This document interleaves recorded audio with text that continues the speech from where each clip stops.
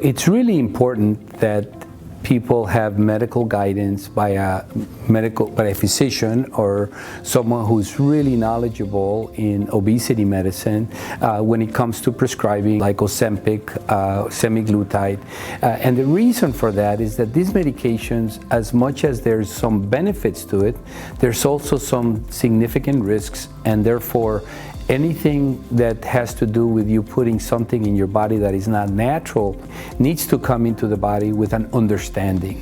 And so the Ozempics or semaglutides of the world, the GLP1's, definitely have some benefits to the human body, meaning that it decreases the appetite.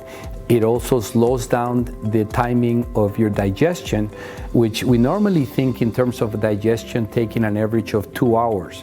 But with the Ozempic, it may take 3 or 4 hours. So that kind of helps a little bit to decrease our wanting to put calories in our mouth.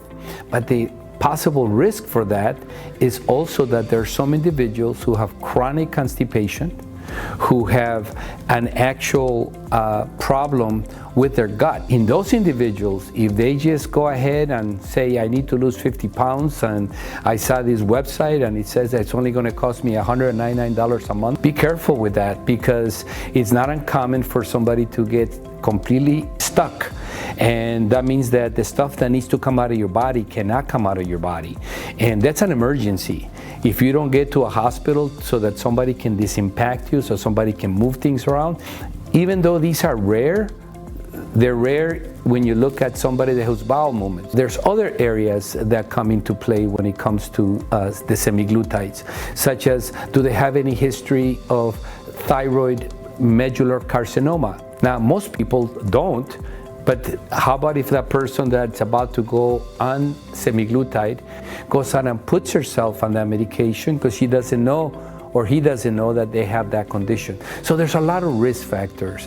The GLP1s or the semaglutides are a tool to help facilitate an outcome. So there's a lot to be able to working with an individual who's a professional, who's been trained on obesity medicine, and who understands the many facets that came to create that excess weight in that individual, whether it's hormonal inaction, whether it's stress issues. Of course, nutrition is key. So if somebody's just telling you, here's the semaglutide, try to eat a little bit less and exercise, that's not going to help you, because you're not changing your ways. What you're doing is becoming sentenced to continue to require that medicine for the rest of your life.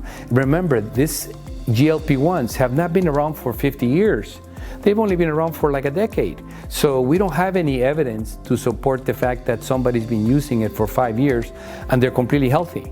We don't have that data. So everything that we're doing here is taking the opportunity that the medication brings, but being able to decrease the risks associated with the medication by ensuring that we're focusing on a lifestyle modification as the primary focus, and not just putting somebody on a medication to which we have no idea what it means to be on that medicine for 5 years or more.